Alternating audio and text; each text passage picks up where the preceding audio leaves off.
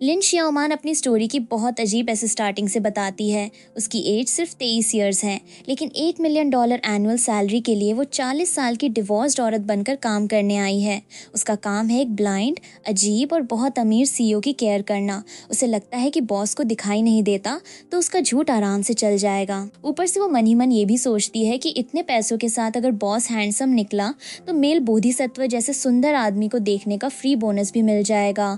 उसे लगता है कि बस थोड़ी एक्टिंग करनी है और पैसा हाथ में आ जाएगा, लेकिन उसे बिल्कुल पता नहीं होता कि यही फेक आइडेंटिटी आगे चलकर उसके लिए इतना बड़ा झमेला बन जाएगी। अगले सीन में हम देखते हैं कि शियाओमान पहली बार उस रहस्यमयी सीईओ के मैंशन में पहुंचती है और अंदर आते ही उस जगह का माहौल देखकर खुद को संभालती है।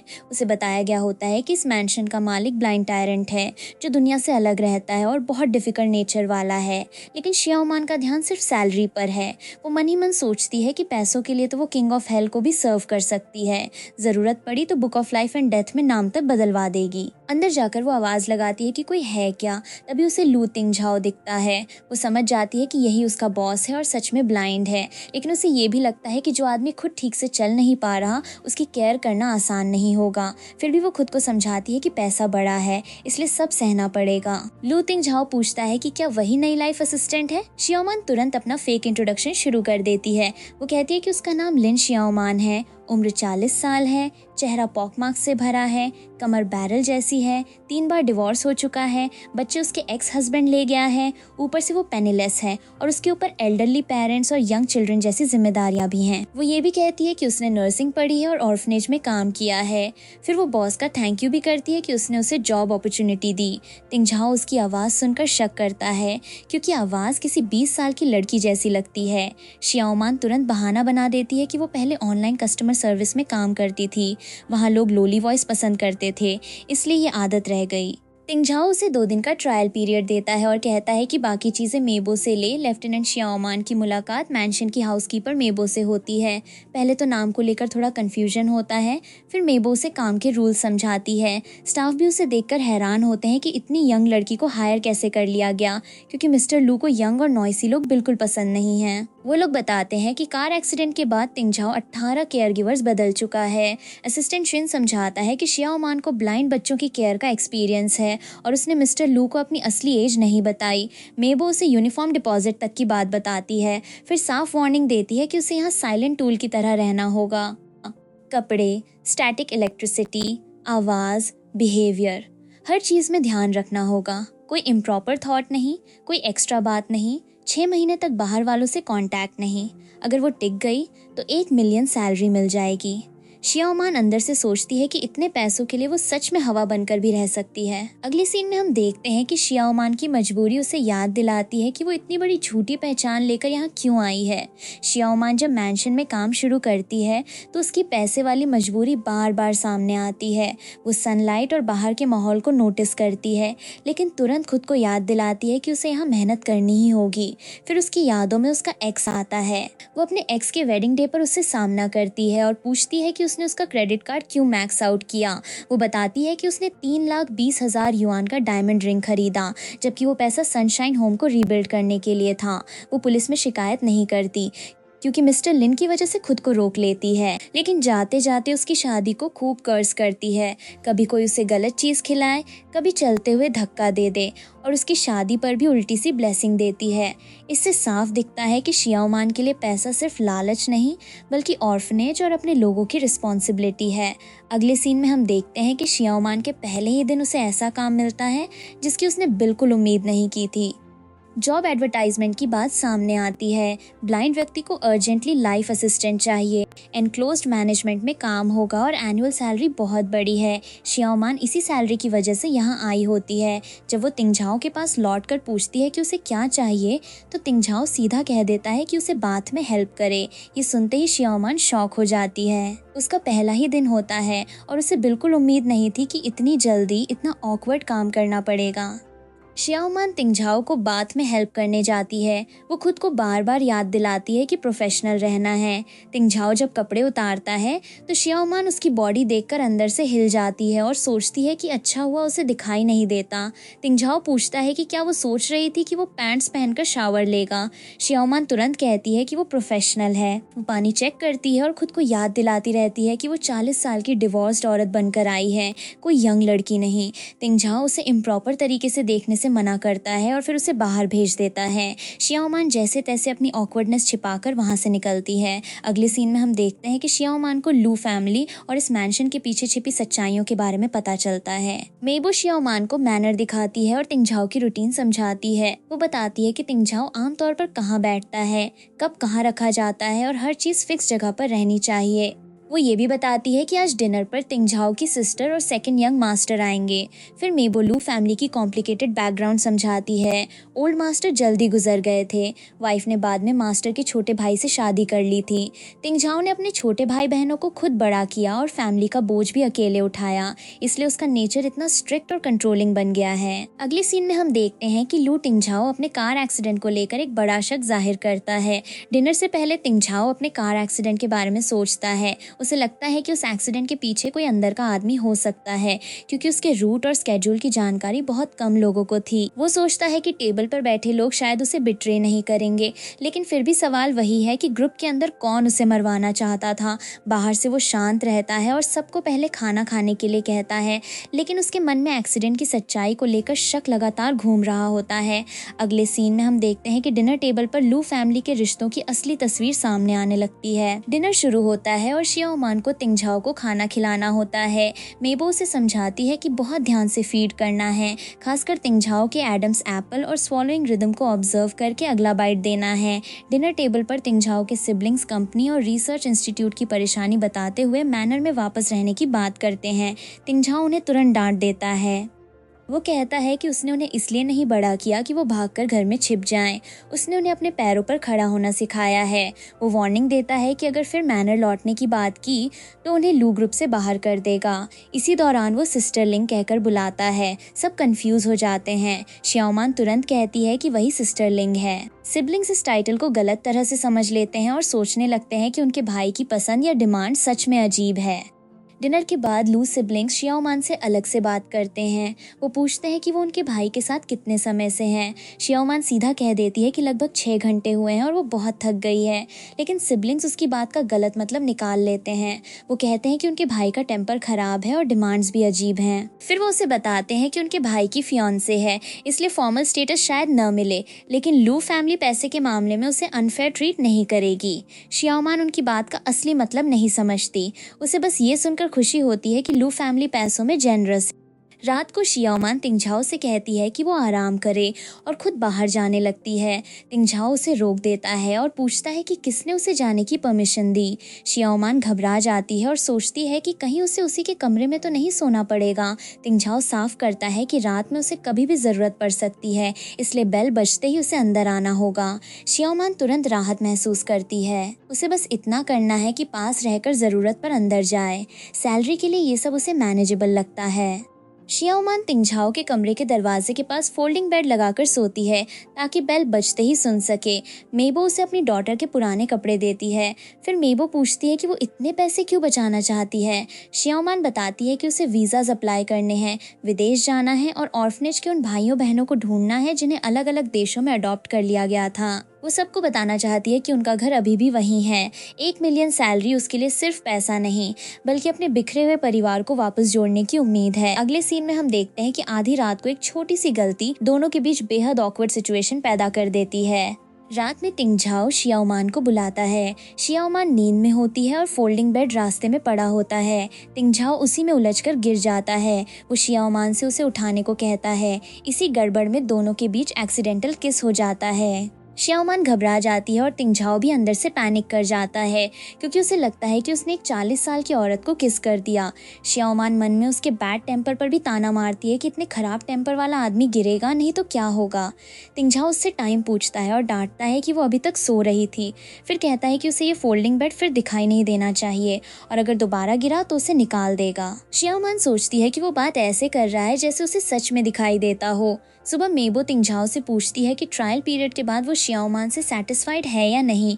तिंगझाओ कहता है कि एवरेज है, कुछ दिन और ट्राई कर सकते हैं, लेकिन अगर क्लमसी रही तो उसे जाना पड़ेगा। श्याओमान अंदर से सोचती है कि कैपिटलिस्ट लोग सच में हार्टलेस होते हैं। ब्रेकफास्ट पर वो तिंगझाओ को ध्यान से ऑब्जर्व करती है।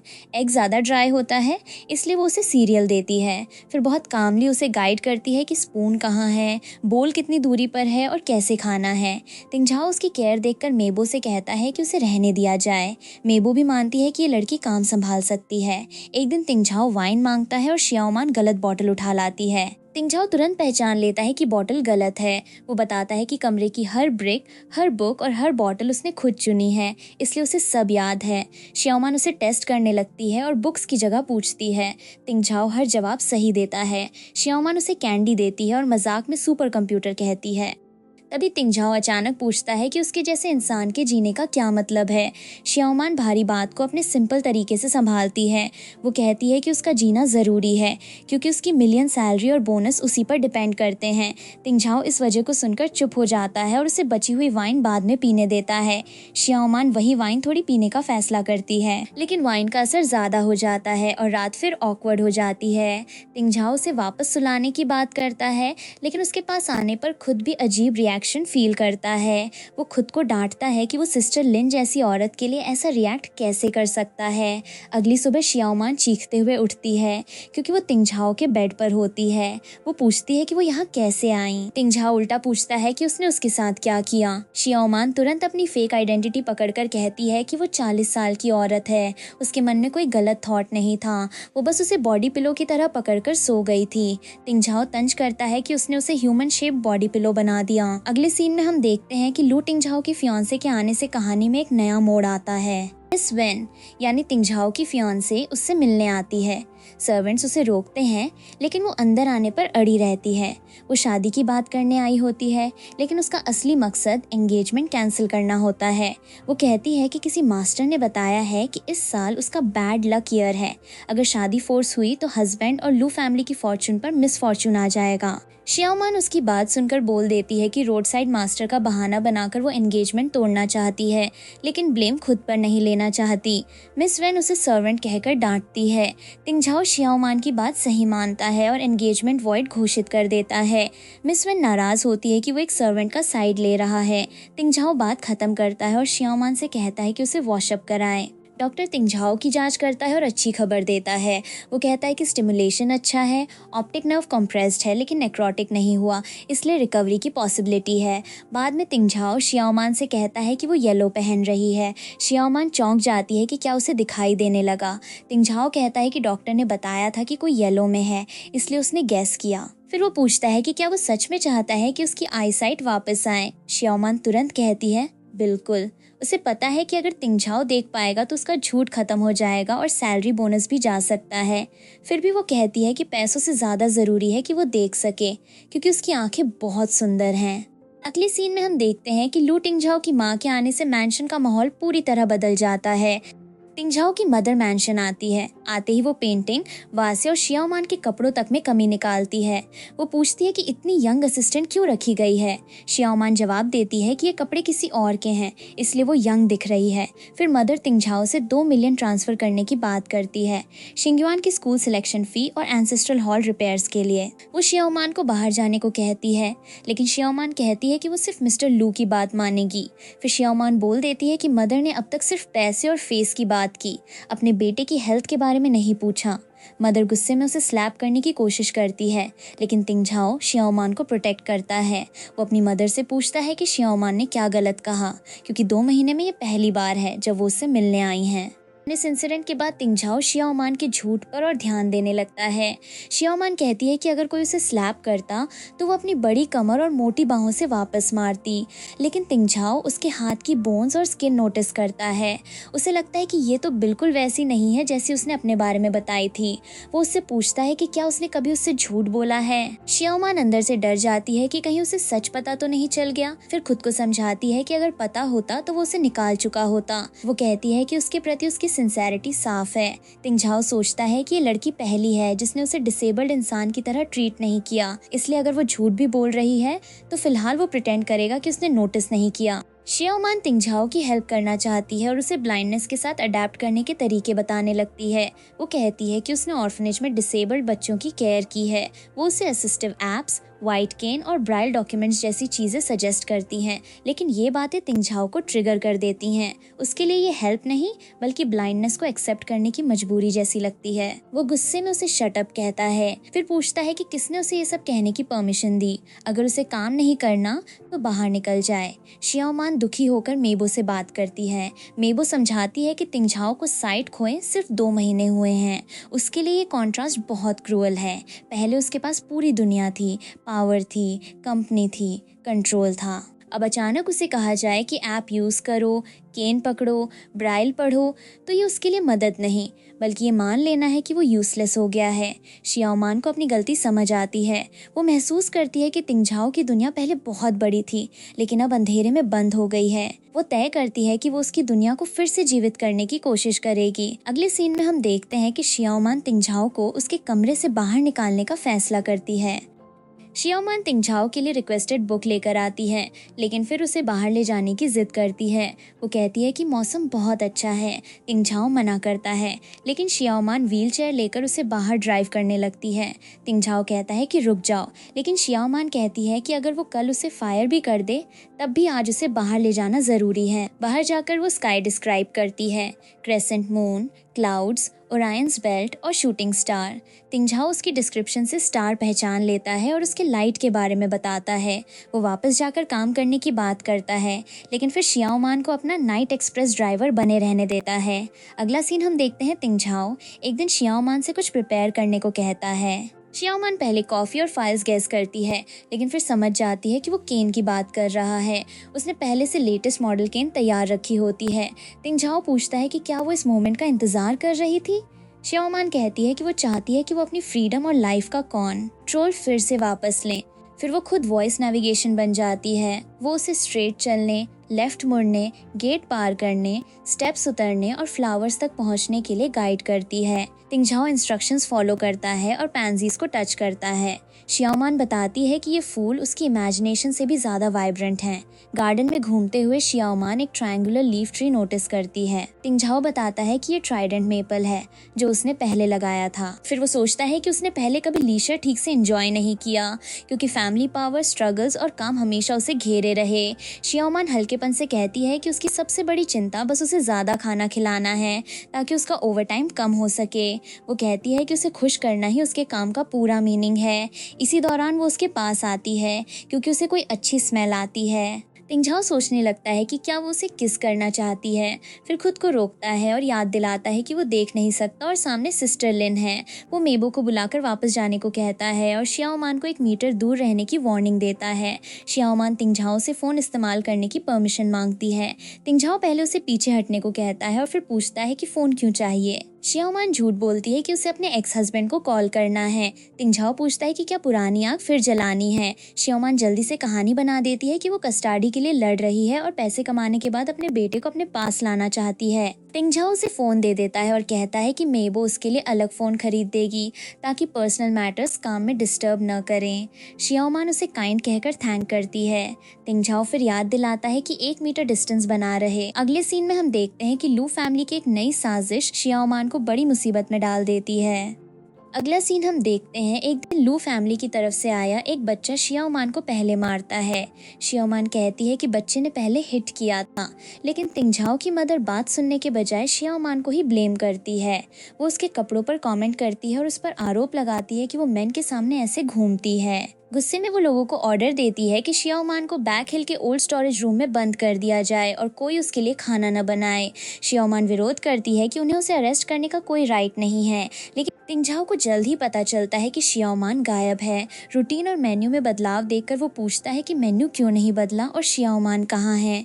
कोई कहता है कि वो बैकयार्ड में वॉलंटियर करने गई थी और वापस नहीं आई। कोई दूसरा शक करता है कि शायद वो काम छोड़कर भाग गई। तिंगझाओ तुरंत कहता है कि वो ऐसा नहीं करेगी। वो मेबो से कॉल करने को कहता है। बाहर हैवी रेन होती है, फिर भी तिंगझाओ सबको सर्च करने का ऑर्डर देता है। वो अपनी मदर तक को इन्वेस्टिगेशन में शामिल करता है और रूम्स, बैक गार्डन और पार्किंग लॉट सब चेक करवाता है। अगले सीन में हम देखते हैं कि तिंगझाओ शियाओमान की तलाश में पूरा मैंशन सिर पर उठा लेता है।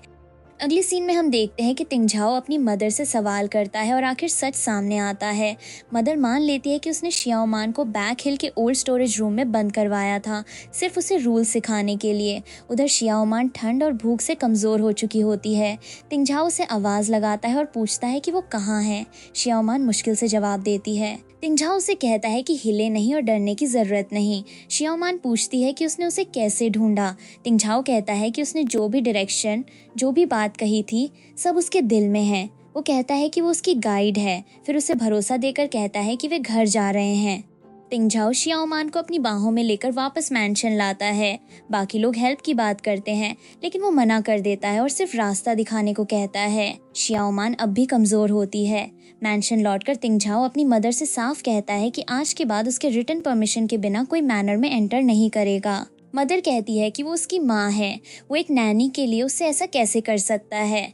तिंगझाओ जवाब देता है कि शियाओमान सिर्फ नैनी नहीं है, जैसे मेबो फैमिली जैसी है वैसे ही शियाओमान भी फैमिली है। उसने उसे बाहर चलने की हिम्मत दी, हियरिंग और टच से दुनिया महसूस करना सिखाया। मदर मजबूर होकर मान जाती है कि आगे से आने से पहले इन्फॉर्म करेगी। शियाओमान फीवर में होती है और तिंगझाओ उसके पास बैठकर उसकी हालत चेक करता है। वो कहता है कि फीवर अभी उतरा नहीं है। नींद में शियाओमान अपना फेक डिस्क्रिप्शन दोहराती रहती है। वो अगली है, पॉक मार्क्ड है, फ्लैट नोज है, फेस बहुत बड़ा है। तिंगझाओ उसे देखकर फिर नोटिस करता है कि उसके नोज और फेस उसकी बातों जैसे नहीं हैं। तभी शियाओमान जाग जाती है और पूछती है कि वो क्या कर रहा है। तिंगझाओ कहता है कि फीवर चेक कर रहा था। शियाओमान कहती है कि वो थोड़ा बेटर फील कर रही है, बस भूख लगी है। तभी मेबो उसके लिए हल्का खाना लेकर आती है। तिंगझाओ शियाओमान से कहता है कि उसकी मदर ने गलत किया, इसलिए वो एक रिक्वेस्ट मांग सकती है। शियाओमान पहले सोचती है कि पैसे मांग ले या सनशाइन होम रीबिल्ड में हेल्प मांग ले, लेकिन फिर उसे याद आता है कि अगर वो कभी यहाँ से चली गई तो तिंगझाओ फिर अकेला रह जाएगा। इसलिए वो पैसे की जगह रिक्वेस्ट करती है कि क्या मैनर में एक गाइड डॉग रखा जा सकता है। तिंगझाओ पूछता है कि अगर वो लॉन्गर कॉन्ट्रैक्ट साइन करे तो क्या वो रुक जाएगी। शियाओमान मना कर देती है। वो कहती है कि उसे पैसे कमाने हैं, कस्टडी के लिए लड़ना है और विदेश में अपने सिबलिंग्स को ढूंढना है। तिंगझाओ डॉग की अनुमति दे देता है, लेकिन कंडीशन रखता है कि डॉग यार्ड में रहेगा, अंदर नहीं आएगा। अगले सीन में हम देखते हैं कि शियाओमान की इच्छा पूरी करने के लिए तिंगझाओ मैनर में एक नए साथी को आने की शियाओमान डॉग को लेकर आती है और उसका इंट्रोडक्शन करवाती है। डॉग का नाम युआनबाओ है। शियाओमान बताती है कि युआनबाओ का मतलब वेल्थ और प्रॉस्पेरिटी होता है, इसलिए नाम बहुत ऑस्पिशियस है। तिंगझाओ उसे वल्गर कहता है। शियाओमान युआनबाओ से कहती है कि उसे डैडी कहे, लेकिन तिंगझाओ कहता है कि बॉस कहे। फिर शियाओमान तिंगझाओ को युआनबाओ का सॉफ्ट फर और राउंड हेड टच करवाती है। माहौल प्यारा होता है, लेकिन युआनबाओ अचानक बॉल फेंक कर गड़बड़ कर देता है। शियाओमान तुरंत अपोलोजाइज करती है। तो उसे हैरानी होती है कि इस बार तिंगझाओ न ज्यादा गुस्सा करता है, न डॉग को बाहर निकालता है। हम देखते हैं तिंगझाओ अपने फ्रेंड शाओवे को फ़ोन करता है, लेकिन बात खुद की नहीं, एक फ्रेंड की बताकर पूछता है। वो कहता है कि उसका एक फ्रेंड एक औरत की सेंट के प्रति बहुत सेंसिटिव है। उसके पास आते ही हार्ट तेज़ धड़कता है और करीब जाने का मन करता है। शाओवे कहता है कि ये अट्रैक्शन है। तिंगझाओ बात को उलझाते हुए कहता है कि वो औरत उससे काफ़ी ओल्डर है, 3 बार डिवोर्स हो चुका है और बच्चे भी हैं। शाओवे कहता है कि ट्रू लव एज और पास्ट नहीं देखता। तिंगझाओ उसे डांट देता है कि वो गलत चीज़ एनकरेज कर रहा है और फ़ोन काट देता है, लेकिन फ़ोन रखने के बाद खुद सोचता है कि अगर वो 40 से ऊपर है या बच्चे भी हैं तो क्या हुआ, चाइल्ड सपोर्ट देना उसके लिए प्रॉब्लम नहीं है। शियाओमान तिंगझाओ को न्यूज़ पढ़कर सुना रही होती है। वो टियानजी ग्रुप के स्टॉक प्राइस और मार्केट की बातें पढ़ती है, लेकिन उसका ध्यान बार बार बाहर युआनबाओ पर जाता है। बाहर हवा होती है और उसे डर होता है कि डॉग को ठंड लग जाएगी। तिंगझाओ नोटिस कर लेता है कि उसने 10 मिनट में सिर्फ एक पेज पढ़ा है। वो पूछता है कि उसका ध्यान काम पर है या डॉग पर। शियाओमान कहती है कि युआनबाओ बेचारा है, अगर उसे कोल्ड हो गया तो ट्रीटमेंट पर पैसे लगेंगे। तिंगझाओ आखिर युआनबाओ को अंदर आने की परमिशन दे देता है, लेकिन कहता है कि ये दोबारा नहीं होगा। शियाओमान खुशी में उसकी खूब तारीफ करती है, रिच, लविंग और बेस्ट बॉस। फिर डॉग हाउस की बात भी छेड़ देती है। तिंगझाओ कहता है कि उसे बस डॉग और पैसे की पड़ी रहती है। शियाओमान कहती है कि वो उसके बारे में भी सोचती है और चाहती है कि वो हर दिन खुश रहे।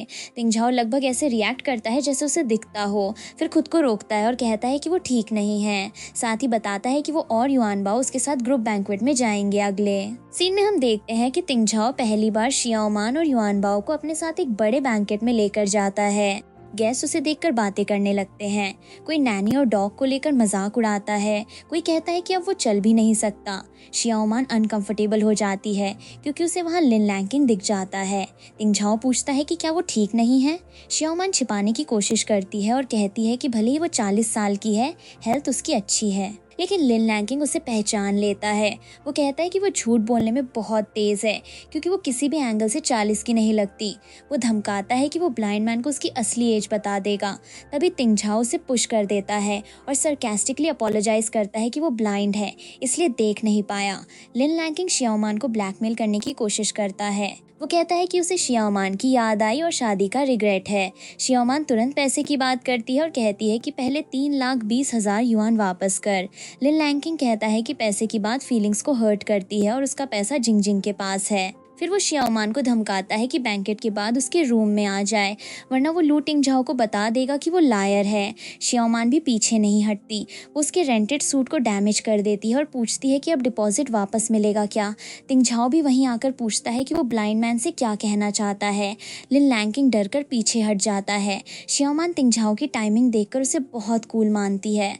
हम देखते हैं कि बैंक्वेट ऑफिशियली शुरू होता है। होस्ट टियानजे ग्रुप के चेयरमैन लू टिंगझाओ को स्पीच के लिए बुलाता है। टिंगझाओ स्टेज पर जाकर सबसे पहले ऐसा सवाल पूछता है कि पूरा हॉल चौंक जाता है। वो पूछता है कि क्या उसकी कार एक्सीडेंट कराने वाला इंसान यहाँ मौजूद है।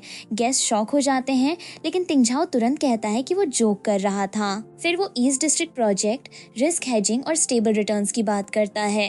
वो सबके सामने साफ मैसेज देता है कि जब तक वो खड़ा है, टियानजे ग्रुप कोलैप्स नहीं होगा।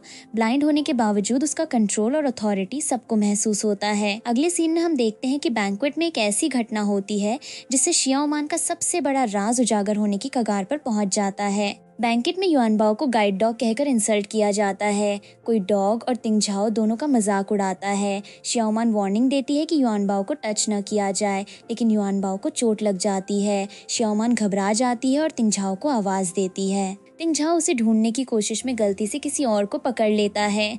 तभी शियाओमान कहती है कि वो यहीं है और पहले युआनबाओ को बचाने की ज़रूरत है। इसी पल तिंगझाओ को असली लिन शियाओमान दिख जाती है। आवाज़ वही सिस्टर लिन वाली है, लेकिन सामने कोई 40 साल की पॉकमार्क्ड औरत नहीं, बल्कि यंग लड़की खड़ी होती है। तिंगझाओ समझ जाता है कि वो अब तक पूरी तरह फूल्ड था। शियाओमान उसे डे ड्रीम छोड़कर युआनबाओ की पेन पर ध्यान देने को कहती है। तिंगझाओ उस इंसान को ढूंढता है जिसने युआनबाओ को हर्ट किया। वो पूछता है कि लू शिंगशन कहाँ है। शियाओमान बताती है कि वो सीधे सामने लगभग 1 मीटर दूर है। तिंगझाओ आगे बढ़कर उसे पैर से दबा देता है और कहता है कि वो ब्लाइंड है, इसलिए जमीन पर पड़ा ट्रैश नहीं देख पाया। ये जवाब उस इंसल्ट का सीधा जवाब होता है जो युआनबाओ और उस पर हुआ था। युआनबाओ को सर्जरी के लिए ले जाया जाता है। सर्जरी सक्सेसफुल होती है, लेकिन डॉक्टर कहता है कि युआनबाओ को रेस्ट चाहिए। इसी बीच तिंगझाओ के मन में शियाओमान का झूठ और अपनी फीलिंग्स दोनों एक साथ घूमने लगते हैं। वो सोचता है कि वो तो उसके बच्चे का स्टेप फादर बनने तक तैयार हो गया था। उम्र का फर्क, 3 डिवोर्स और बच्चों वाली बात भी उसने मन से एक्सेप्ट कर ली थी, लेकिन अब उसे पता चल चुका है कि शुरुआत से ही वो एक 23 साल की लड़की के झूठ में फंसा हुआ था। उसे ऐसा लगता है जैसे उसकी फीलिंग्स के साथ भी धोखा हुआ हो। फिर वो मास्टर जांग से कहता है कि शियाओमान की फॉर्मेलिटीज पूरी करवाकर उसे वापस भेज दे, क्योंकि उसे कुछ जरूरी काम संभालना है। तिंगझाओ तुरंत लिन शाओमान के बारे में इंफॉर्मेशन निकलवाता है।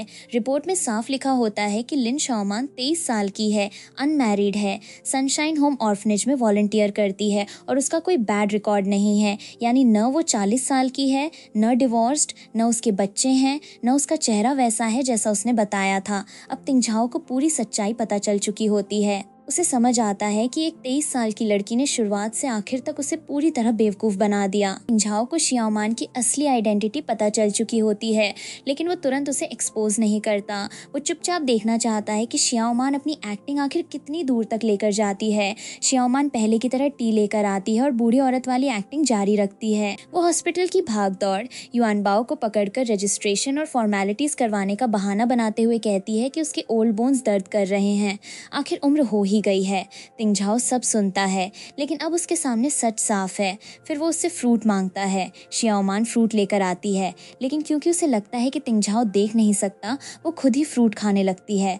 तिंगझाओ तुरंत पूछता है कि मीठा है क्या। शियाओमान अटक जाती है और कहती है कि मेलोन दिखने में ही स्वीट लग रहा था। तिंगझाओ समझ जाता है कि वो अभी भी एक्टिंग बचाने की कोशिश कर रही है। वो उसे फ्रूट खाने को कहता है और मन ही मन देखता है कि ये ड्रामा कब तक चलता है।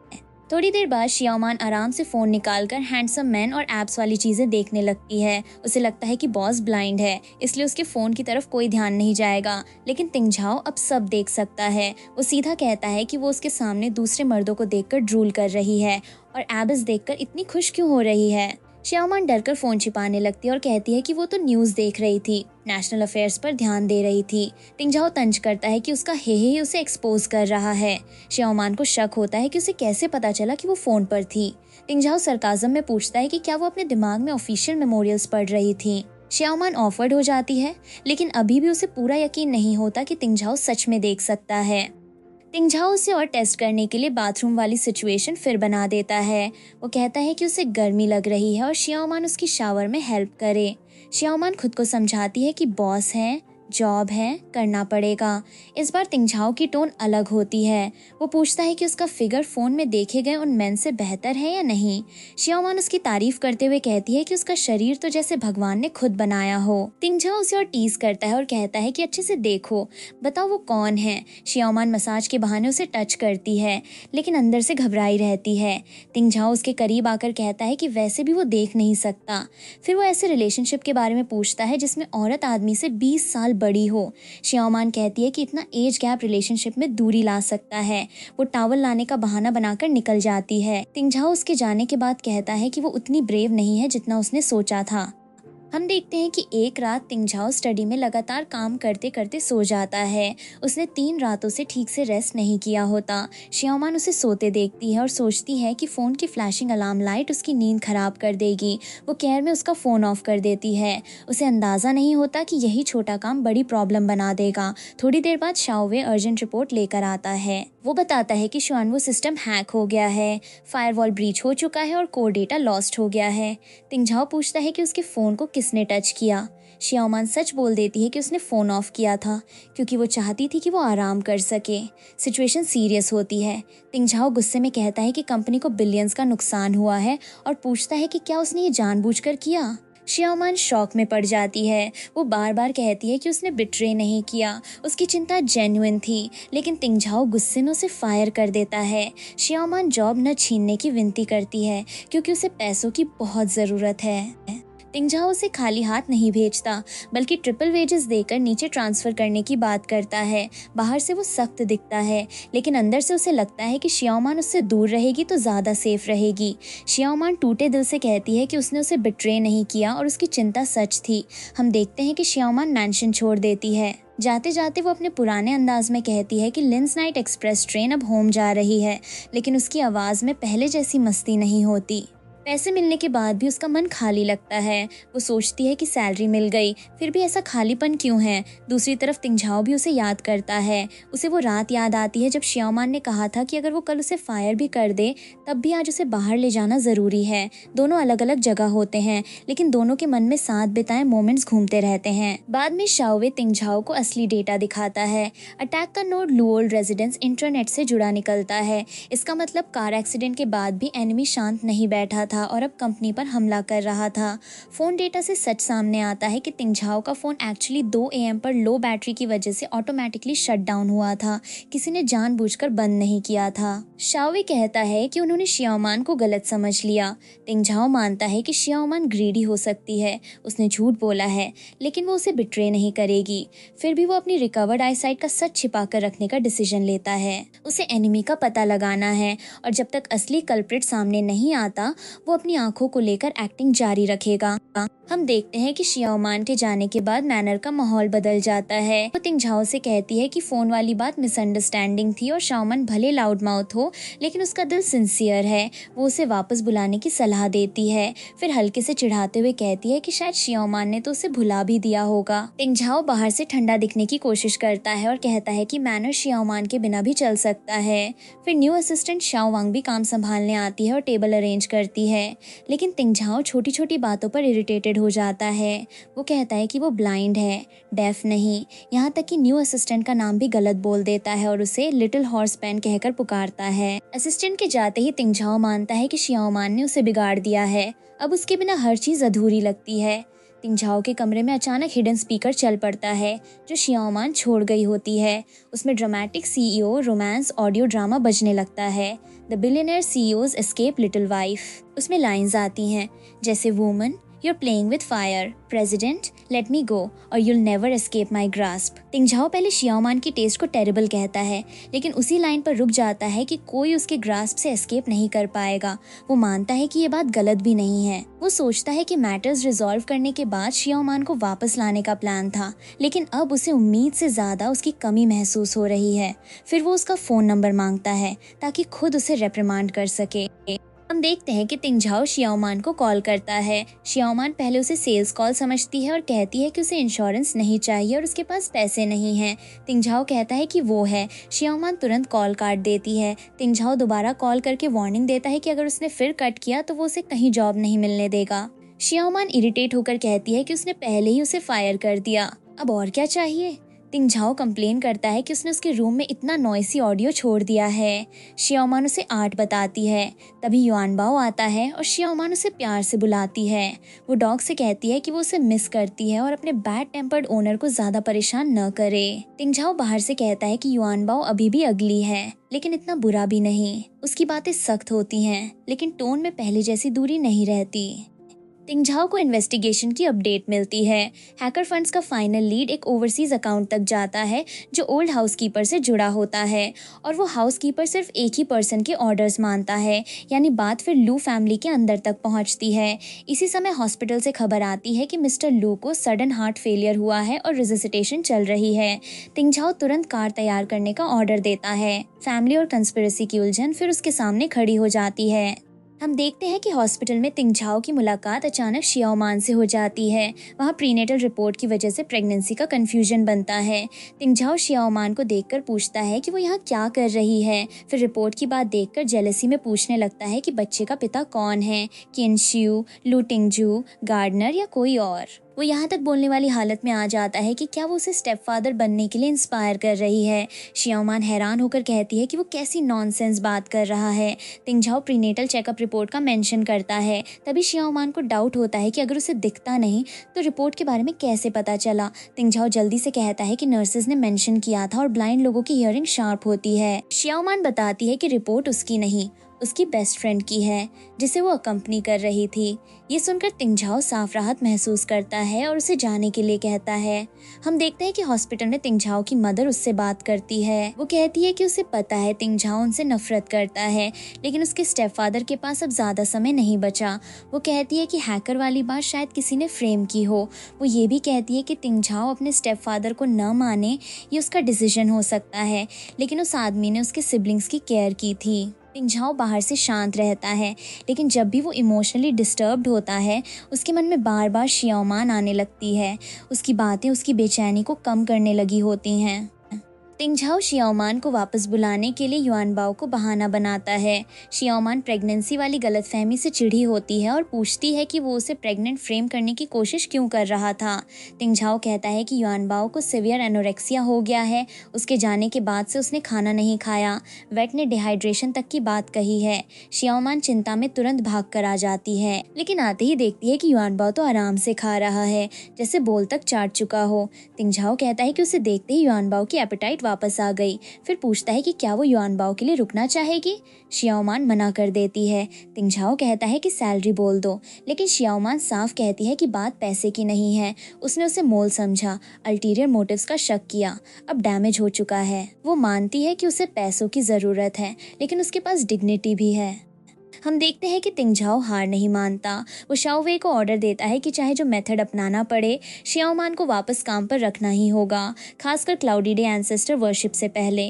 शाओवे शियाओमान के पास जाता है और पूरा इमोशनल ड्रामा शुरू करता है। वो कहता है कि शियाओमान के जाने के बाद लू टिंगझाओ बहुत सफ़र कर रहा है। फिर कार एक्सीडेंट वाली बात को बढ़ा चढ़ाकर कहता है कि एक्सीडेंट से उसके फ्रंटल लोब को डैमेज हुआ है, इसलिए रेज, मूड स्विंग्स, सेंसिटिविटी और सस्पिशन हो रहा है। वो यहाँ तक कहता है कि लू टिंगझाओ हर रात युआनबाओ को पकड़कर रोता है।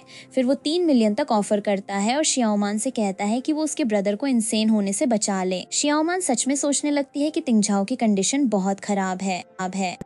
वो तिंगझाओ के लिए मिल्क लेकर आती है जिसमें वॉलनट पाउडर मिला होता है। वो कहती है कि उसने सोच लिया है और वो फिर से उसकी केयर करने को तैयार है। वो भरोसा दिलाती है कि वो चाहे जैसा भी हो जाए वो उसे लुक डाउन नहीं करेगी। तिंगझाओ उसे वापस देखकर राहत महसूस करता है और थैंक्स कहता है। शियाओमान उसे अंदर से पीटीफुल समझ रही होती है क्योंकि शाओवे ने जो कहानी सुनाई थी उस पर उसने भरोसा कर लिया होता है।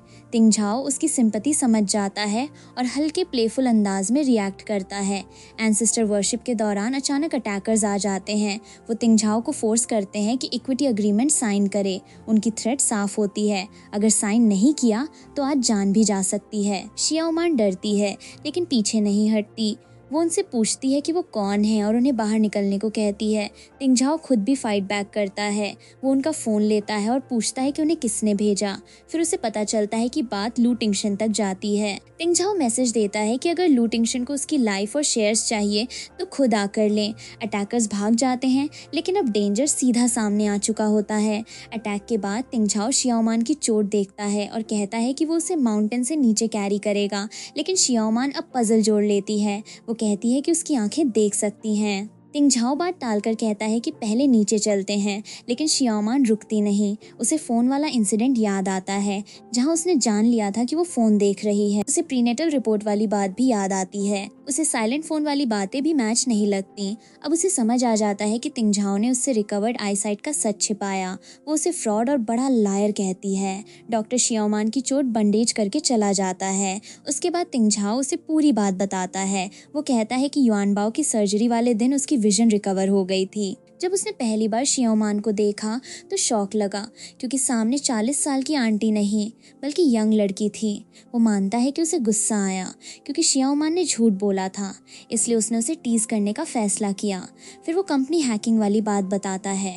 उस समय एविडेंस की वजह से शियाओमान प्राइम सस्पेक्ट बन गई थी। शियाओमान कहती है कि उसने फिर भी उस पर शक किया। तिंगझाओ कहता है कि उसने सच में उस पर डाउट नहीं किया। उसने उसे इसलिए भेजा क्योंकि उसे डर था कि कोई उसे हर्ट करेगा। लेकिन शियाओमान गुस्से में पूछती है कि उसे उसके लिए डिसीजन लेने का क्या राइट था। तिंगझाओ अपोलोजाइज करता है। शियाओमान गुस्से में उसे बाइट कर देती है। तिंगझाओ मजाक में बाइट का हिसाब और कॉम्पेंसेशन जैसी बात छेड़ता है।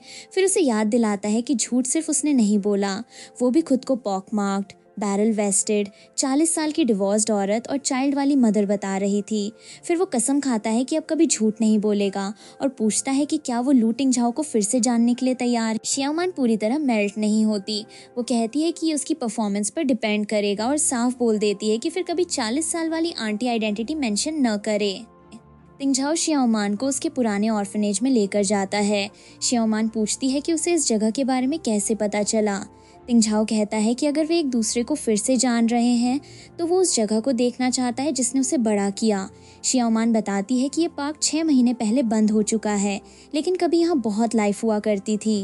वो पुराने दिन याद करती है, वीकेंड क्लीनिंग, लिटिल फैटी का काम करने का नाटक, चियांग का बकेट उठाना और खुद का ग्लास साफ करते हुए हाउसकीपर जैसा एक्ट करना।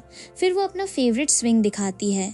वो कहती है कि बचपन में वो प्लेन्स को देखती थी और सोचती थी कि एक दिन पैसे कमाकर दुनिया देखेगी। वो अडॉप्टेड सिबलिंग्स को ढूंढना चाहती थी और पूछना चाहती थी कि क्या वे ठीक हैं, क्या उन्हें बुली किया गया, क्या उन्हें अभी भी याद है कि यहाँ उनका घर था। तिंगझाओ समझता है कि शियाओमान इतनी मेहनती और पैसे के पीछे क्यों भागती है।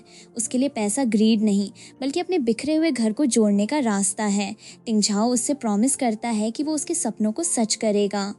मन तिंगझाओ के लिए अपॉलॉजी गिफ्ट लेकर आती है। वो साफ कहती है कि उसने उससे झूठ बोला था कि वो 40 साल की डिवोर्स्ड औरत है और उसका बच्चा है। वो बताती है कि उसका कोई गलत इरादा नहीं था। उसे डर था कि अगर वो अपनी असली एज बताएगी तो तिंगझाओ उसे बहुत यंग समझकर ट्रस्ट नहीं करेगा, इसलिए उसने इतनी बड़ी फेक आइडेंटिटी बना ली। वो कहती है कि उसका सिंसियर अपॉलॉजी देखे। गिफ्ट में तिंगझाओ के कई अकेले मोमेंट्स होते हैं, बेड पर, स्टडी में और उन दिनों की यादों में जब शिया ओमान उसके आसपास रहती थी। ये गिफ्ट एक्सपेंसिव चीज़ नहीं बल्कि उस केयर की याद है जिसने उसे अंधेरे में अकेला नहीं छोड़ा।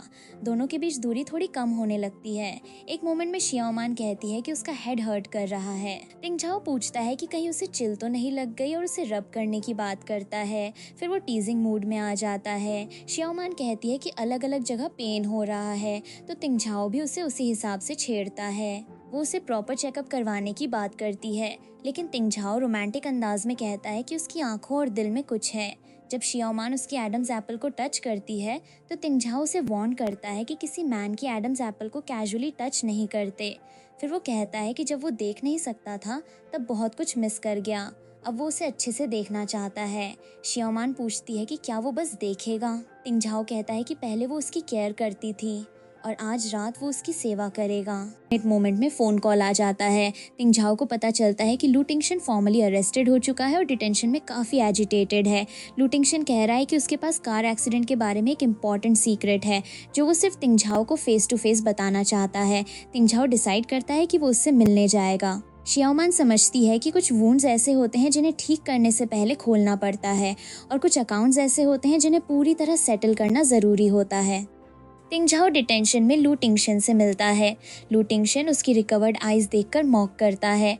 तिंगझाओ सीधे पूछता है कि 6 महीने पहले का कार एक्सीडेंट क्या उसी ने करवाया था। लू टिंगशन हंसता है और कहता है कि एक्सीडेंट उसने नहीं करवाया, हालांकि वो चाहता था कि वही करता। वो कहता है कि एक्सीडेंट बहुत परफेक्टली प्लान्ड था और वो सिर्फ तिंगझाओ की बदकिस्मती का फायदा उठाने वाला पासर बाय था। फिर वो वार्निंग देता है कि तिंगझाओ को असली एनिमी के बारे में पता ही नहीं है। वो पूछता है कि क्या उसके आसपास मौजूद लोग सच में क्लीन है। जाते जाते वो इशारा करता है कि असली गुड शो अभी बाकी है। तिंगझाओ के मन में सवाल उठता है कि अगर लू टिंगशन मास्टरमाइंड नहीं है तो फिर उसके इतने करीब कौन है जो उसे खत्म करना चाहता था। हम देखते हैं कि तिंगझाओ कंपनी लौटता है और स्टाफ उसे रिकवर्ड आइज के लिए कॉन्ग्रेचुलेट करते हैं। शिया ओमान भी उसके साथ होती है। तभी उसे क्विंशियो दिखाई देता है और उसकी नज़र उसके वॉच पर जाती है। क्विंशियो पूछता है कि क्या उसने उसे डरा दिया। शिया ओमान कहती है कि वो कुछ नहीं सोच रही थी। क्विंशियो तिंगझाओ के बारे में पूछता है और शिया ओमान कहती है कि वो उसे कॉल कर देगी, लेकिन उसके मन में डाउट बैठ जाता है। उसे किंसियो का एक्सप्रेशन गिल्टी और डिफेंसिव लगता है। उसे समझ नहीं आता कि वॉच नंबर जैसी चीज़ पर वो इतना एंग्शियस क्यों दिखा। शिया ओमान बाद में तिंगझाओ से लू टिंगशन वाली बात सुनती है। तिंगझाओ कहता है कि उसने सोचा था लू टिंगशन मास्टरमाइंड है, लेकिन उसने बताया कि एक्सीडेंट किसी और ने कराया था और वो पर्सन उसके आसपास है। तिंगझाओ सोचता है कि आखिर वो कौन हो सकता है और मोटिव क्या है। शिया ओमान उसे कहती है कि जल्दबाजी करने की ज़रूरत नहीं, फॉक्स अपनी टेल खुद दिखाएगा। वो उसे भरोसा देती है कि वो इस पर्सन को ढूंढने में उसकी हेल्प करेगी। हम देखते हैं कि शिया ओमान अकेले में किंशियो के वॉच की बात याद करती है। उसके स्ट्रैप पर इंग्रीव डेट होती है 2,21,016 यानी अक्टूबर 16, 2002। शिया ओमान को याद आता है कि ये लू टिंगझाओ के फादर की डेथ एनिवर्सरी है। फिर उसे एक्सीडेंट वाले दिन की बात याद आती है जब किंशियो ने रूट चेंज किया था। ये दोनों बातें मिलकर उसके मन में स्ट्रॉन्ग सस्पिशन पैदा करती हैं। उसे लगता है कि क्विंसियो सिर्फ मोल ही नहीं हो सकता, शायद लू फैमिली से उसका कोई ब्लड रिलेशन भी हो। यही थॉट बाद में क्विंसियो के सीक्रेट को समझने की शुरुआत बनता है। शिया ओमान जल्दी से तिंगझाओ को कॉल करती है। वो बताना शुरू करती है कि उसने क्विंसियो के बारे में इंपॉर्टेंट डिस्कवरी की है, लेकिन फ़ोन क्विंसियो उठा लेता है। क्विंसियो कहता है कि लू टिंगझाओ मीटिंग में है और फ़ोन छोड़ गया है। फिर वो पूछता है कि वो क्या कह रही थी। शिया ओमान तुरंत बात संभालती है और युनबाओ की लेग के बारे में पूछने लगती है। वो पूछती है कि वो कब फ्रिस्बी खेल पाएगा। किंसियो कहता है कि डॉक्टर ने 3 महीने बताए हैं। शिया ओमान कॉल काट देती है, लेकिन अब उसे पता है कि शायद उसने क्विंसियो को थोड़ा अलर्ट कर दिया है। शियाओमान फिर तिंगझाओ को सब बताती है। वो कहती है कि क्विंशियो में प्रॉब्लम ज़रूर है क्योंकि उसके वॉच स्ट्रैप पर 20021016 इंग्रीव्ड है। तिंगझाओ बताता है कि ये उसके फादर की डेथ डेट है। फिर दोनों एक्सीडेंट वाले दिन की बात जोड़ते हैं जब क्विंशियो ने रूट चेंज किया था। शियाओमान पूछती है कि क्या वे पुलिस को कॉल कर सकते हैं। तिंगझाओ कहता है कि सिर्फ वॉच से प्रूफ नहीं बनेगा क्योंकि वॉच फेक भी हो सकती है, उन्हें एविडेंस चाहिए। तिंगझाओ डिसाइड करता है कि क्विंशियो को इतना बड़ा बैट दिया जाएगा कि वो खुद कंट्रोल ना कर पाए। वे खुलेआम डम बनने की एक्टिंग करेंगे और पूरा प्लान उनके एक्टिंग स्किल्स पर डिपेंड करेगा क्योंकि शियाओमान ने शायद उसे अलर्ट कर दिया है, इसलिए वे उसके साथ प्ले अलोंग करेंगे और उसे खुद गलती करने पर मजबूर करेंगे। तिंगझाओ किन्स्यू के सामने एक्टिंग शुरू करता है। वो दिखाता है कि उसकी विजन फिर से खराब हो रही है। वो किन्स्यू को कुछ रिस्पॉन्सिबिलिटीज़ देता है और बोर्ड मीटिंग अरेंज करने की बात करता है। फिर वो एक बड़ा इमोशनल कार्ड खेलता है। वो कहता है कि वाटर कप के सैंपल से डीएनए टेस्ट हुआ है और किन्स्यू सच में उसका ब्रदर निकला है। वो कहता है कि उसने शिनस्यू को 10 साल तक स्पॉन्सर किया और हमेशा उसे ब्रदर की तरह ट्रीट किया, लेकिन उसे कभी उम्मीद नहीं थी कि वे सच में ब्लड रिलेटेड होंगे। शिनस्यू बाहर से शांत और भावुक दिखने की कोशिश करता है, लेकिन तिंगझाओ और शियाओमान दोनों जानते हैं कि असली टेस्ट अभी बाकी है। हम देखते हैं कि शिनस्यू अकेले में अपना असली मन दिखाता है। वो तिंगझाओ को सीनियर ब्रदर कहकर याद करता है, लेकिन उसके शब्दों में भाई वाला प्यार नहीं, रिजेंटमेंट होता है। वो कहता है कि वो लू तिंगझाओ को लू फैमिली रुइन करने नहीं दे सकता। यही लाइन साफ कर देती है कि किन्शियो के मन में गहरा बदला और अपना हिडन मोटिव है। शियाओमान ट्रैप को मजबूत करने के लिए क्विंशियो के सामने फेक इन्फॉर्मेशन डालती है। क्विंशियो कहता है कि लू टिंगझाओ कंपनी नहीं आ रहा और उसकी हेल्थ खराब होती जा रही है। शियाओमान जानबूझकर डर और चिंता दिखाती है।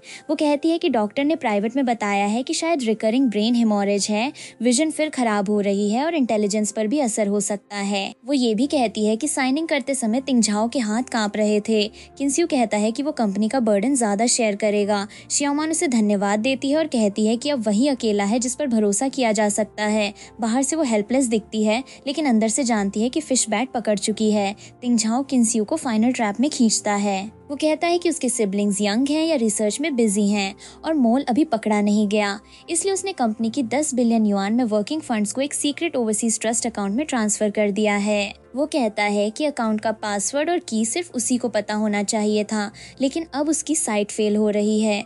वो किन्स्यू को बताता है कि वो वही इंसान है जिस पर उसे सबसे ज्यादा ट्रस्ट है, इसलिए ट्रांसफर की जिम्मेदारी उसे देता है। किन्स्यू बाहर से लॉयल्टी दिखाते हुए अग्री करता है, लेकिन अंदर से वो सोचता है कि लू टिंगझाओ का ये ट्रस्ट ही उसका डेथ वारंट बन चुका है और आज रात ही सही मौका है।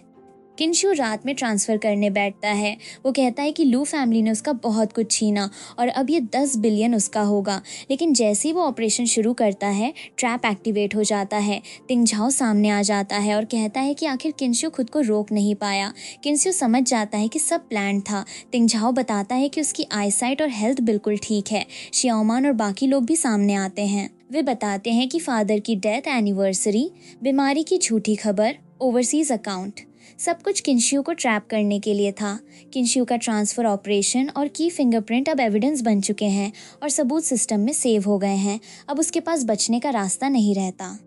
किन्शियो का असली चेहरा सामने आ जाता है। वो मानता है कि कार एक्सीडेंट उसने हाफ ईयर पहले प्लान किया था। उसे उम्मीद नहीं थी कि ब्लाइंड लू टिंगझाओ भी सिचुएशन रिवर्स कर देगा। फिर वो अपनी आइडेंटिटी बताता है। वो लू जेनुआ का इलेजिटिमेट सन है। उसकी मदर प्रेग्नेंट होने के बाद स्लम्स में छोड़ दी गई थी। वो बताता है कि उसने बचपन में गार्बेज डंप से खाना ढूंढा और जब उसकी मदर मरी तब उसके पास अर्न खरीदने तक के पैसे नहीं थे। उसके अंदर रिजेंटमेंट भरा था कि लू टिंगझाओ फैमिली का एल्डेस्ट सन हेयर और प्राइड बना रहा, जबकि वो अबैंडन रहा। वो कहता है कि विनर किंग बन जाता है और लूजर विलन। वो अपने क्राइम्स मानता है, लेकिन एक्सेप्ट करने से रिफ्यूज करता है। वो बताता है कि उसने लू फैमिली की फंडिंग एक्सेप्ट की, तिंगझाओ के पास 10 साल से ज़्यादा काम किया और डॉग की तरह उसकी खुशामद की। तिंगझाओ उसे जवाब देता है कि उसने उसे सिंपैथी से नहीं, टैलेंट की वजह से प्रमोट किया था। उसने सच में उसे ब्रदर की तरह ट्रीट किया था, लेकिन प्रीवियस जनरेशन की गलती इनोसेंट लोगों को हर्ट करने का लाइसेंस नहीं देती। तिंगझाओ उसे याद दिलाता है कि कार एक्सीडेंट में ड्राइवर की जान गई थी और उस इनोसेंट लाइफ का क्या कसूर था। किन्शियो का दर्द सच हो सकता है, लेकिन उसके क्राइम्स उससे जस्टिफाई नहीं होते। किनशियो की सच्चाई के बाद तिंगझाओ और उसकी मदर के बीच पुरानी गलतफहमी भी खुलती है। मदर कहती है कि तिंगझाओ ने उसे इतने साल गलत समझा। तिंगझाओ पूछता है कि उसने पहले क्यों नहीं बताया। मदर कहती है कि वो अपने बेटे को कैसे बताती कि उसके फादर का इलिजिटिमेट चाइल्ड था, और बात ब्रदर किलिंग ब्रदर तक पहुंच गई। वो कहती है कि एल्डर होने के नाते जब तक बच्चे ठीक रहें वो खुद हार्डशिप सह सकती थी। तिंगझाओ पहली बार अपनी बिटरनेस छोड़कर मदर से अपोलोजाइज करता है। वो कहता है कि उसने उसे मिसअंडरस्टैंड किया और हेट किया। फिर वो उसे लू फैमिली के लिए सब कुछ सहने के लिए थैंक करता है। मदर कहती है कि सब अब पास्ट की बात है। इतने सालों का रिजेंटमेंट हल्का होने लगता है। इसी बीच अगले सीन में हम देखते हैं कि हॉस्पिटल की बातें सुनने के बाद शियाओमान तिंगझाओ से बात करती है। वो कहती है कि उसने सब सुना और वो उसके लिए खुश है। पहले उसके अंदर बहुत हेट्रेड था, लेकिन अब वो फ्री हो गया है। फिर वो हल्के मजाक में कहती है कि अगर वो कहें कि वो ग्रजेस नहीं रखता तो वो बिलीव नहीं करेगी, क्योंकि युआनबाओ ने सिर्फ एक बार कुछ बाइट किया था और अभी तक उसे हाउस में फ्रीली एंटर नहीं करने दिया जाता। तिंगझाओ कहता है कि वो युआनबाओ को अंदर आने से नहीं रोकता। युआनबाओ खुद एक्स्ट्रा फूड के लिए बाहर रहता है। फिर वो मानता है कि शियाओमान की एक बात सही है, वो सच में बहुत वेंचफुल है। भारी टेंशन के बाद उनके बीच फिर वही फैमिलियर टीजिंग लौट आती है। तिंगझाओ पुराने मोमेंट्स का हिसाब खोलता है। वो शियाओमान को याद दिलाता है कि जब वो देख नहीं सकता था तब कुछ लोग उसे शावर में पीक करते थे, टच करते थे और उसका फ़ायदा उठाते थे। अब उसकी आईसाइट लौट चुकी है तो वो प्रिंसिपल और इंटरेस्ट दोनों रिकवर करना चाहता है। शियाओमान समझ जाती है कि वो उसे टीज कर रहा है। तिंगझाओ साफ जताता है कि वो उन मोमेंट्स को भूलने वाला नहीं है। बाद में असिस्टेंट आकर बताता है कि चैरिटी प्रोजेक्ट इंस्पेक्शन का इटिनररी सेट हो गया है। तिंगझाओ कहता है कि वो पर्सनली जाएगा। शियाओमान पूछती है कि क्या वे मैनर वापस जा रहे हैं। तिंगझाओ कहता है कि एक इम्पॉर्टेंट चैरिटेबल प्रोजेक्ट है और इस एरिया में वो एक्सपर्ट है। शियाओमान अपनी ग्लोबल फैमिली रियूनिफिकेशन फंड चेक करती है और सोचती है कि यूरोप की एयरफेयर बहुत महंगी है। उसे अभी भी अपने अडॉप्टेड सिबलिंग्स को ढूंढने की चिंता है। तिंगझाओ कहता है कि अपना काम अच्छे से करे, क्योंकि उसके लिए एक स्पेशल रिवॉर्ड है, कैश से बेहतर और प्राइसलेस। शियाओमान फिर भी अपने पैसे वाले अंदाज में सोचती है कि डायरेक्टली कैश दे देते तो भी चलेगा। उसे पता नहीं होता कि तिंगझाओ उसके लिए कितना बड़ा सरप्राइज प्लान कर चुका है। अगले सीन में हम देखते हैं कि तिंगझाओ शियाओमान के लिए अपने सबसे बड़े सरप्राइज का इंतजाम कर चुका होता है। नेक्स्ट सीन में हम देखते हैं कि तिंगझाओ शियाओमान को फिर उसी ओल्ड प्लेस पर लेकर आता है। शियाओमान हैरान होती है कि वे वापस यहाँ क्यों आए हैं। तभी उसे फैमिलियर लाफ्टर सुनाई देती है। पहले उसे लगता है कि वो हेल्यूसिनेट कर रही है, फिर लिटिल फ्लावर उसे पहचानती है। लिटिल फैटी सामने आता है और बताता है कि वो वही चब्बी बॉय है जिसे फ्रांस अडॉप्ट किया गया था। एक यांग बताता है कि वो इंग्लैंड में स्टडी कर रहा है। धीरे धीरे शियाओमान के वो सारे अडॉप्टेड ऑर्फनेज सिबलिंग्स उसके सामने आ जाते हैं जिन्हें वो इतने सालों से ढूंढना चाहती थी। वे बताते हैं कि लू टिंगझाओ ने 1 महीने पहले उनसे कांटेक्ट किया, टिकट्स बुक कराए और कहा कि कोई उनका घर पर इंतजार कर रहा है। शियाओमान इमोशनल होकर तिंगझाओ को थैंक करती है और कहती है कि ये उसकी लाइफ का बेस्ट गिफ्ट है। इतने सालों से जिस फैमिली रियूनियन के लिए वो पैसे जोड़ रही थी वो पल तिंगझाओ ने सच कर दिया। सब कहते हैं कि वे घर वापस आ गए हैं। हम देखते हैं कि शियाओमान अपने रियूनाइटेड फैमिली के साथ खेलती और हंसती है। पुराने ऑर्फनेज की उदासी जैसे फिर लाइफ से भर जाती है। कोई जंप करता है, कोई स्कोर को लेकर मजाक करता है, कोई सबको साथ ज्वाइन करने के लिए बुलाता है। सबके बीच वार्मथ और चाइल्डहुड वाली फैमिलियर फीलिंग लौट आती है। कोई कहता है कि उसने लू टिंगझाओ को कभी इस तरह नहीं देखा। फिर सिबलिंग्स मिलकर एक बेटर प्लान सजेस्ट करते हैं। वे चीज़ें मूव करने लगते हैं और कुछ अरेंज करते हैं। शियाओमान को अभी पूरी बात समझ नहीं आती, लेकिन सबके चेहरों पर एक्साइटमेंट साफ होती है। तिंगझाओ शियाओमान के सामने प्रपोजल रखता है। उसके अडॉप्टेड सिबलिंग्स उसे ब्लेसिंग्स देते हैं, खुश रहने की, सेफ रहने की और लाइफ में जॉय मिलने की। तिंगझाओ कहता है कि शियाओमान इतने सालों से इन्हें ढूंढ रही थी और आखिरकार उसे उसकी फैमिली मिल गई। फिर वो पूछता है कि उसका क्या। वो भी उसकी फैमिली बनना चाहता है, एम्प्लॉयर की तरह नहीं, फ्रेंड की तरह नहीं, बल्कि हस्बैंड की तरह। तिंगझाओ कहता है कि वो उसकी केयर करना चाहता है, उसके साथ दुनिया देखना चाहता है। फिर वो लिन शाओमान से पूछता है कि क्या वो उससे शादी करेगी। चारों तरफ से सब मैरी हिम बोलकर चीयर करते हैं। शियाओमान इमोशनल होकर कहती है कि वो रेडी है। वो लू टिंगझाओ को हाँ कहती है और साफ बोलती है, आई डोज। प्रपोजल के बाद पूरा माहौल सेलिब्रेशन में बदल जाता है। सब लोग खुशी से चीयर करते हैं और किस के लिए चैंट करने लगते हैं। चारों तरफ हंसी, ब्लेसिंग्स और सेलिब्रेशन होता है। शियाओमान और तिंगझाओ सबके सामने एक दूसरे को एक्सेप्ट करते हैं और सभी लोग उनके लिए खुश होते हैं। अगले और आखिरी सीन में हम देखते हैं कि दोनों अपनी नई जिंदगी की शुरुआत अपने सबसे करीब लोगों के साथ खुशी खुशी करते हैं। हम देखते हैं कि आखिर में सब साथ बैठकर खाना खाते हैं, हंसते हैं और ग्रुप फोटोज की तैयारी करते हैं। कोई शियाओमान को सिस्टर इन लॉ कहकर बुलाता है। तिंगझाओ अपनी वाइफ को थैंक करता है कि उसने उसकी दुनिया को कलरफुल बना दिया। शियाओमान भी मिस्टर लू से कहती है कि अपनी आंखें खुली रखे और अच्छे से देखे, क्योंकि उसकी कलरिस्ट वाली जॉब अब लाइफ भर की है और इसमें रिटर्न्स एक्सेप्ट नहीं होंगे। सब साथ फोटोज लेते हैं। अंत में बात यही आती है कि कुछ लोग बचपन को हील करते हैं, कुछ ग्रोथ में साथ चलते हैं और जो सच में प्यार करता है वो ग्लूमी लाइफ को धीरे धीरे वाइब्रेंट कलर से भर देता है। हर किसी को ऐसा इंसान मिले जो एक दूसरे की जिंदगी के कलर्स को प्यार से एडजस्ट करने के लिए तैयार हो। आखिर में सब साथ बैठकर खाना खाते हैं, हंसते हैं और ग्रुप फोटोज की तैयारी करते हैं। इसी